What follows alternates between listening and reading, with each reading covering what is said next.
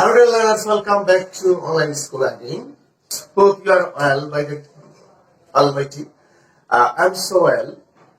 Dear learners, today the time discuss it is for the students of class 19 SSC and ACC, and the part it is another part of completing sentence, that is conditional sentence.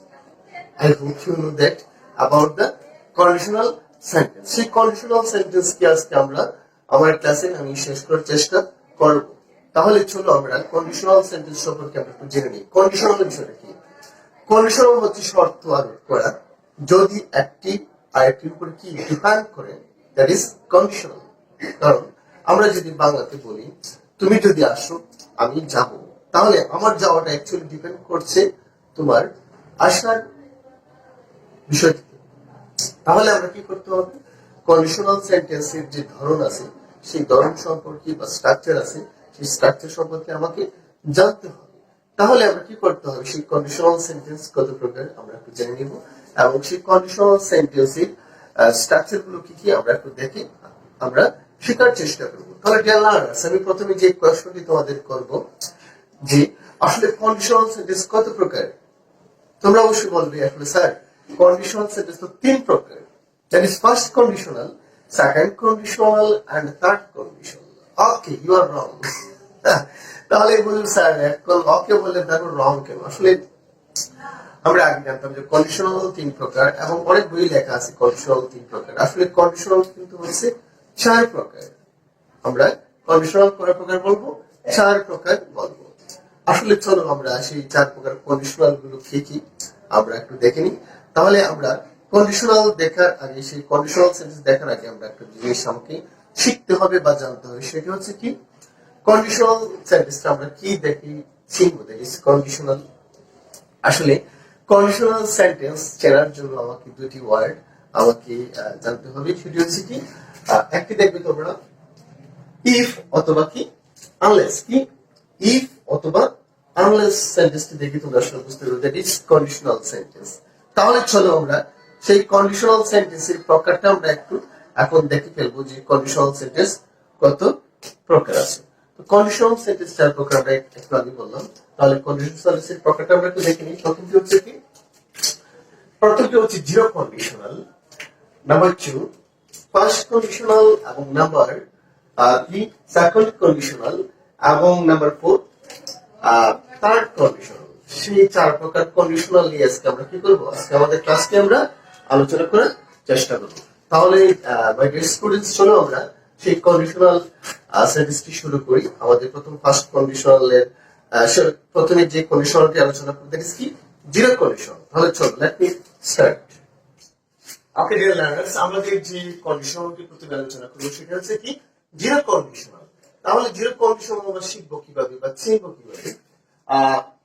তাহলে দেখবো যে sentence গুলোতে কি চিরন্তন সত্য, বৈজ্ঞানিক সত্য অথবা অভ্যাসগত সত্য বোঝাবে, তাহলে তাকে আমরা জিরো কন্ডিশনাল হিসেবে ধরতে পারবো।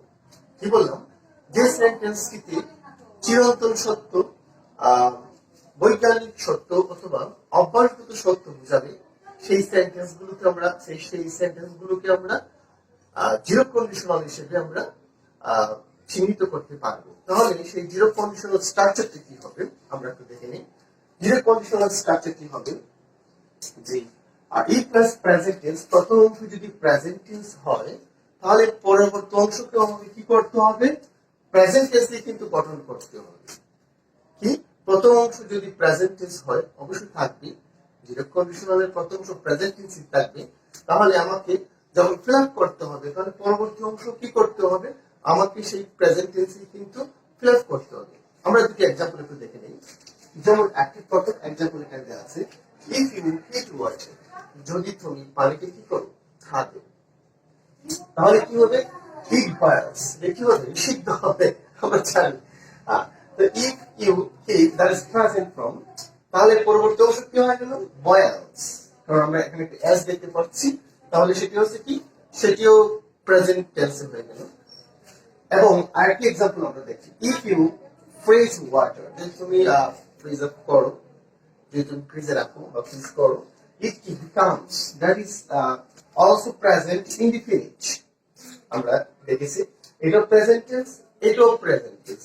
it plus becomes ice, যদি তুমি পানিতে কি করো, ফ্রিজ করে রাখো, তাহলে সেটা কি হয়ে যাবে, আইস হয়ে যাবে। এটা কি একটা বৈজ্ঞানিক একটা বিষয়। তাহলে আমরা জানলাম যে সেন্টেন্স গুলোতে চিরন্তন সত্য, বৈজ্ঞানিক সত্য এবং অভ্যাসগত সত্য বোঝাবে সেটি কি আসলে জিরো কন্ডিশনাল। তোমরা আমরা কি দেখবে, এই প্রথম অংশ তো অবশ্যই আমাদের প্রেজেন্ট টেন্স থাকবে, পরবর্তী অংশকে আমরা কি করতে হবে, প্রেজেন্ট টেন্সে গঠন করতে হবে। That is zero conditional. আমাদের স্ট্রাকচারটি সব সময় রাখবে ইফ প্লাস প্রেজেন্ট টেন্স, পরবর্তী অংশ কি হয়ে যাবে, প্রেজেন্ট টেন্স। ডিয়ার লার্নার্স, এখন আমরা যেটি শিখবো সেটি হচ্ছে কি ফার্স্ট কন্ডিশনাল। তাহলে চলো আমরা ফার্স্ট কন্ডিশনাল একটু দেখে নিই। ওকে ডিয়ার লার্নার্স, আমাদের যে যে দ্বিতীয় ক্লজটি আছে সেটি হচ্ছে কি ফার্স্ট কন্ডিশনাল। কি ফার্স্ট কন্ডিশনাল? তাহলে আমরা ফার্স্ট কন্ডিশনালটাকে আমরা একটু দেখে নিই। ইফ ক্লজটি একটি শর্ত বোঝায় যা পূরণ হতে পারে আবার কি নাও হতে পারে। ইফ ক্লজটি শর্ত একটি শর্ত করবে যা এটি পূরণ হতে পারে আবার কি নাও হতে পারে। তাহলে আমাকে যে বিষয়টি জানতে হবে, ফার্স্ট কন্ডিশনাল স্ট্রাকচারটা আমাকে দেখতে হবে। যে ফার্স্ট কন্ডিশনাল স্ট্রাকচারটি হচ্ছে কি, এটাও ই প্লাস প্রেজেন্ট ইনডিফিনিট, ই প্লাস প্রেজেন্ট ইনডিফিনিট হবে এবং পরবর্তীতে কি হয়ে যাবে, ফিউচার ইনডিফিনিট হয়ে যাবে। আমরা যেমন একটা এক্সাম্পল এখানে যদি পড়ি আমরা, ইফ আই হ্যাভ টাইম, আমার যদি সময় থাকে, পরবর্তী শুধু কি লিখলাম, আই উইল গো, আমি যাব। ইফ আই হ্যাভ টাইম, আমার যদি সময় থাকে তাহলে কি আমি যাব। তাহলে একটি আরেকটির উপর কি ডিপেন্ড করছে, যদি থাকে তাহলে আমি কি যাব, হতে পারে বা নাও যেতে পারে। তাহলে কি পরবর্তী একটি হচ্ছে if you call me, if he calls me, সে যদি আমাকে ডাকে, আই শ্যাল হেল্প হিম, আমি তাকে কি করবো, সাহায্য করব। এখানে আরেকটা এক্সাম্পল দেওয়া আছে, ইফ হি রানস ফাস্ট, সে যদি খুব দ্রুত দৌড়ায়, he will win the prize, সে প্রাইজটি কি করবে, লাভ করবে। তাহলে ডিয়ার লার্নার্স, আমাদের যে নাম্বার 2 ফার্স্ট কন্ডিশনাল আমরা দেখলাম, সেটি হচ্ছে কি স্ট্রাকচারটি হবে ই প্লাস প্রেজেন্ট ইনডিফিনিট অবলিক, পরের অংশটি কি হয়ে যাবে, ফিউচার ইনডিফিনিট। সেটি আমাকে একটু খেয়াল করতে হবে, সেই জন্য আমাকে টেন্সটাকে জানতে হবে যে প্রেজেন্ট ইনডিফিনিট কি আর ফিউচার ইনডিফিনিট কি। সেটি ভালো পারতে গেলে তোমাকে কি করতে হবে, টেন্সটি দেখে নিতে হবে। ডিয়ার লার্নার্স, এখন আমরা আমাদের 3 number step, that is second conditionality নিয়ে আমরা কি করব, আলোচনা করব। তাহলে চলো আগে যে লার্নার্স, আমাদের নাম্বার 3 হচ্ছে কি সেকেন্ড কন্ডিশনাল। আমরা যেটি নিয়ে আলোচনা করব, it is contrary to fact. Contrary to fact, that is বাস্তব বিরোধী। আমরা বুঝবো conditional, second conditional contrary to fact, that is বাস্তব বিরোধী। বাস্তব বিরোধী বলতে কি এটা আসলে তোমরা জানো। তাহলে আমরা সেই স্ট্রাকচারটি একটু দেখে নেব। সেটা হচ্ছে ই প্লাস ফার্স্ট ইনডিফিনিট হবে, পরবর্তী অংশটি কি হয়ে যাবে, subject plus would, could, should, might, give one plus object. তাহলে আমাকে কি জানতে হবে, পরবর্তী অংশটি কি হয়ে যাবে, subject plus would, could, should, might, তারপরে কি গিভ ওয়ান প্লাস অবজেক্ট। তাহলে আমরা একটা এক্সাম্পল একটু দেখে নিই। এবং প্রথম এক্সাম্পলটা আমরা লেখা আছে, তোমরা ইফ হি কেম, সে যদি আসতো, ইফ হি কেম, সে যদি আসতো, দ্যাট ইজ ফার্স্ট ইনডিফিনিটে লেখা আছে, আমরা ফার্স্ট ইনডিফিনিট দিয়ে দিলাম। ইফ হি কেম, সে যদি আসতো, আই উড গো, সাবজেক্ট যে তোমরা নিয়ে নিলাম, প্লাস V1 আমরা দিয়ে দিলাম। যদি তোমরা ইচ্ছে হয় অবজেক্ট ব্যবহার করবে তাও করতে পারো। যেমন আমরা যদি লিখি ইফ হি কেম, সে যদি আসতো, I would go to school, আমরা সেই অবজেক্টটিও দিয়ে দিলাম, না দিলেও হবে। নাম্বার 2 আমরা যেটা আলোচনা করবো, ইফ হি হ্যাড মানি, তার যদি টাকা থাকতো, he would buy a mobile, সে কি করতো, একটি মোবাইল কিন্তু। ডিয়ার লার্নার্স, সেই সেকেন্ড কন্ডিশনালের কিন্তু আরেকটি অংশ আছে, দ্যাট ইজ আনরিয়াল কন্ডিশন। আমরা এখানে এটা আলোচনা করবো, আনরিয়াল কন্ডিশন। এটা অসম্ভব আমরা বলতে পারি। আমরা অনেক সময় জানি, যেমন স্ট্যাটিস্টিক শুরু হবে if I were a bird, আমি যদি একটি পাখি হতাম। আমরা জানি if I were a bird, আমি যদি পাখি হতাম তাহলে কি I would fly in the sky. আমি যে কোনো পাখি হতে পারবো না আর কখনো আকাশে কি উঠতে পারবো না, দ্যাট ইজ আনরিয়াল। তাহলে তোমরা কি যদি ওয়ার থাকে তাহলে বুঝবে এটা আনরিয়াল কন্ডিশন। সেকেন্ড কন্ডিশনের একটা অংশ হচ্ছে কি আনরিয়াল কন্ডিশন।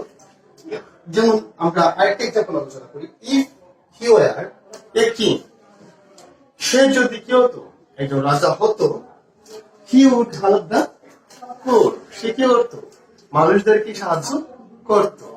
তাহলে ডিয়ার লার্নার্স, আমাদের সেকেন্ড কন্ডিশন যে পড়া, এটা আমাকে সবসময় মনে রাখতে হবে যে ইফ প্লাস ফার্স্ট ইন্ডিপেন্ডেন্ট পরবর্তী অংশ কি হবে subject would could should might plus be one plus object, সেটি আমাকে কি করতে হবে মনে রাখতে হবে এবং বেশি বেশি প্র্যাকটিস করতে হবে।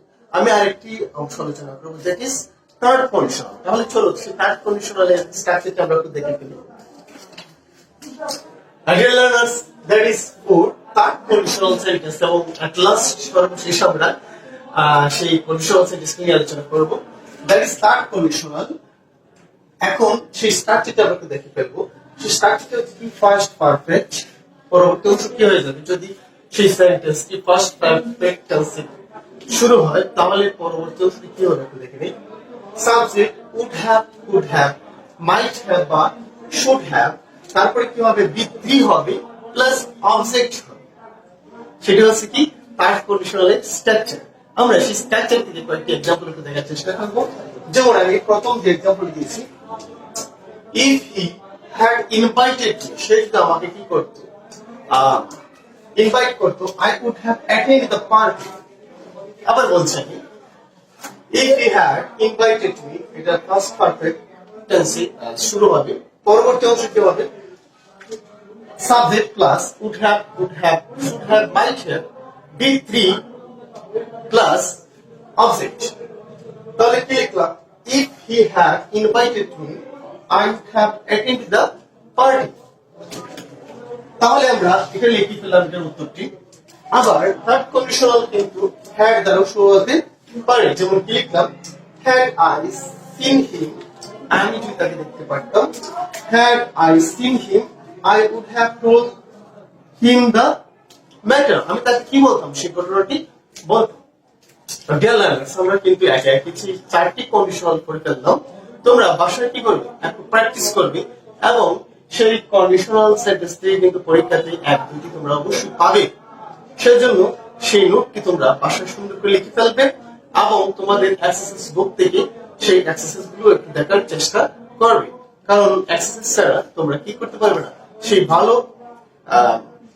ভালোভাবে শিখতে পারবে না। For this reason you have to practise more and more. Dear learners, আমার ক্লাস শেষ মুহূর্তে ক্লাস শেষ করার আগে আমি তোমাদের জন্য 5 থেকে 6টি হোমওয়ার্কস দিয়ে দিব। সেই হোমওয়ার্কস গুলো তোমরা করার চেষ্টা করবে এবং সেই ক্লাসটি যদি ভালো লাগে তাহলে কি করবে একটি লাইক দিবে এবং তোমাদের পরবর্তী কোন ক্লাস আমি দিব বা কোন ক্লাস তোমরা করতে চাও সেটি তোমরা ইনবক্সে তোমরা একটু মেসেজও করতে পারো। ততক্ষণ পর্যন্ত কি থাকবে, ভালো থাকবে। ধন্যবাদ সবাই।